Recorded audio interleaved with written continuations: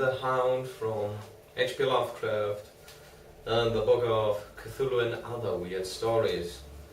Don't forget, in the link below you'll find I think the exact edition, not the deluxe edition, but the same content edition of this on Amazon, and you can buy it yourself if you enjoy listening to it and want the reading experience belong to yourself, or well, get ahead of the videos and knowing what the stories are about. So let's go with The Hound. In my tortured ears there sounds unceasingly a nightmare, whirring and flapping, and a faint, distant baying as of some gigantic hound. It is not dream, it is not, I fear, even madness. For too much has already happened to give me these merciful doubts. St. John's is a mangled corpse. St. John is a mangled corpse. I alone know why, and such is my knowledge that I am about to blow out my brains for fear I shall be mangled in the same way. Down unlit and illimitable corridors of eldritch fantasy sweeps the black, shapeless nemesis that drives me to self-annihilation. May heaven forgive the folly and morbidity which led us both to so monstrous a fate.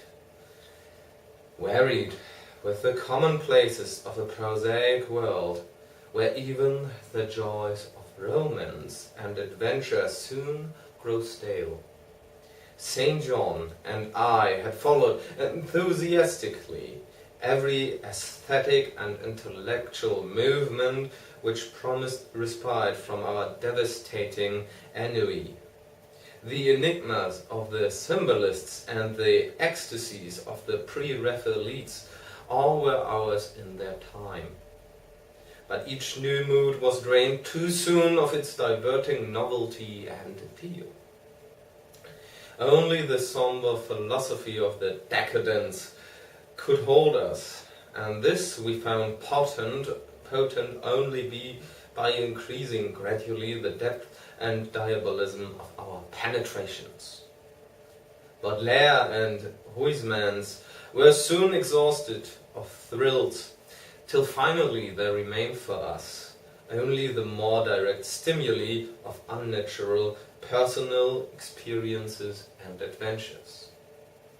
It was this frightful emotional need which led us eventually to that detestable cause which even in my present fear I mention with shame and timidity. That hideous extremity of human outrage, the abhorred practice of grave robbing. I cannot reveal the details of our shocking expeditions, or catalogue even partly the worst of the trophies adorning the nameless museum we prepared in the great stone house, where we jointly dwelt alone and servantless. Our museum was a blasphemous, unthinkable place where, with a satanic taste of neurotic virtuosi, we had assembled an universe of terror and decay to excite our jaded sensibilities. It was a secret room, far, far underground, where huge winged demons, carven of basalt and onyx, vomited from wide grinning mouths weird green and orange light, and hidden pneumatic pipes ruffled into kaleidoscopic dances of death the lines of red charnel things, hand in hand, woven in voluminous black hangings. Through these pipes came at will the odors our moods most craved, sometimes the scent of pale funeral lilies, sometimes the narcotic incense of imagined Eastern shrines of the kingly dead, and sometimes, how I shudder to recall it, the frightful, soul-upheaving stenches of the uncovered grave. Around the walls of this repellent chamber were cases of antique mummies, alternating with comely, lifelike bodies perfectly stuffed and cured by the taxidermist's art, and with headstones snatched from the oldest churchyards of the world. Niches here and there contain skulls of all shapes, and heads preserved in various stages of dissolution. There one might find the rotting, bald pates of famous noblemen, and the fresh and radiantly golden heads of new buried children. Statues and paintings there were, all of fiendish subjects, and some executed by St. John and myself. A locked portfolio, bound in tender human skin, held certain unknown and unnameable drawings, which it was rumored Goya had perpetrated, but dared not acknowledge. There were nauseous musical instruments, stringed, brass, and woodwind, on which St. John and I sometimes produced dissonances of exquisite morbidity and cacodemonical ghastliness. Incredible and unimaginable variety of tomb loot ever assembled by human madness and perversity. It is of this loot in particular that I must not speak. Thank God I had the courage to destroy it long before I thought of destroying myself. The predatory excursions on which we collected our unmentionable treasures were always artistically memorable events. We were no vulgar ghouls, but worked only under certain conditions of mood, landscape, environment, weather, season, and moonlight. These pastimes were to us the most exquisite form of aesthetic expression, and we gave their details a fastidious technical care. An inappropriate hour, a jarring lighting effect, or a clumsy manipulation of the damn sort would almost totally destroy for us that ecstatic titillation which followed the exhumation of some ominous, grinning secret of the earth. Our quest for novel scenes and piquant conditions was feverish and insatiate. St. John was always the leader, and he it was who led the way at last to that mocking, that accursed spot which brought us our hideous and inevitable doom. By what malign fatality were we lured to the terrible Holland churchyard? I think it was the dark rumour and legendary, the tales of one buried for 5 centuries, who had himself been a ghoul in his time and had stolen a potent thing from a mighty sepulchre. I can recall the scene in these final moments.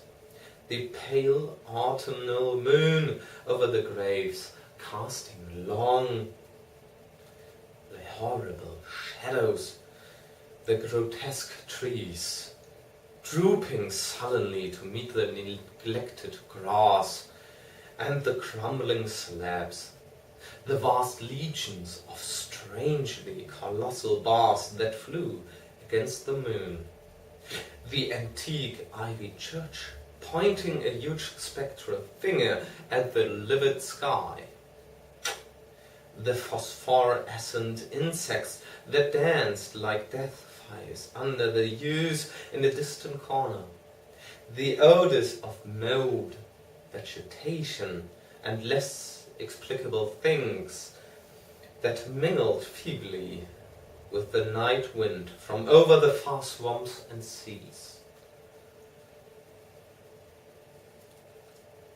And worst of all, the faint, deep-toned baying of some gigantic hound, which we could neither see nor definitely place.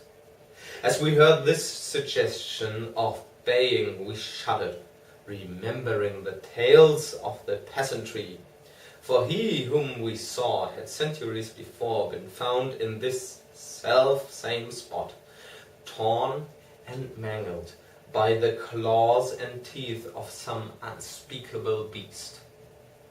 I remembered how we delved in this ghoul's grave with our spades, and how we thrilled at the picture of ourselves, the grave, the pale watching moon, the horrible shadows, the grotesque trees, the titanic bats, their antique church, the dancing death fires, the sickening odors, the gently moaning night wind, and the strange, half-heard, directionless baying, of whose objective existence we could scarcely be sure. Then we struck a substance harder than the damp mold, and beheld a rotting, oblong box, crusted with mineral deposits from the long undisturbed ground. It was incredibly tough and thick, but so old that we finally pried it open and feasted our eyes on what it held. Much amazingly, much was left of the object, despite the lapse of 500 years. The skeleton, though crushed in places by the jaws of the thing that had killed it, held together with surprising firmness, and we gloated over the clean white skull and its long, firm teeth and its eyeless sockets that once had glowed with a charnel fever like our own. In the coffin lay an amulet of curious and exotic design, which had apparently been worn around the sleeper's neck. It was the oddly conventionalized figure of a crouching winged hound or sphinx with a semi-canine face, and was exquisitely carved in antique oriental fashion from a small piece of green jade. The expression on its features was repellent in the extreme, savoring at once of death, bestiality, and malevolence. Around the base was an inscription in characters which neither St. John nor I could identify, and on the bottom, like a Mecca seal, was graven a grotesque and formidable skull. Immediately upon beholding this amulet, we knew that we must possess it, that this treasure alone was our logical pelf from the centuried grave. Even had its outlines been unfamiliar, we would have desired it, but as we looked more closely, we saw that it was not wholly unfamiliar. Alien it indeed was to all art and literature which sane and balanced readers know, but we recognized it as the thing hinted of in the forbidden Necronomicon of the mad Arab Abdul al-Hazred, the ghastly soul symbol of the corpse-eating cult of inaccessible Lang in Central Asia. All too well did we trace the sinister lineaments described by the old Arab demonologist. Lineaments, he wrote, drawn from some obscure supernatural manifestation of the souls of those who vexed and gnawed at the dead. Seizing the green jade object, we gave a last glance at the bleached and cavern-eyed face of its owner and closed up the grave as we found it. As we hastened from that abhorrent spot with the stolen amulet in St. John's pocket, we thought we saw the bats descend in a body to the earth we had so lately rifled, as if seeking for some cursed and unholy nourishment. but the autumn moon shone weak and pale, and we could not be sure.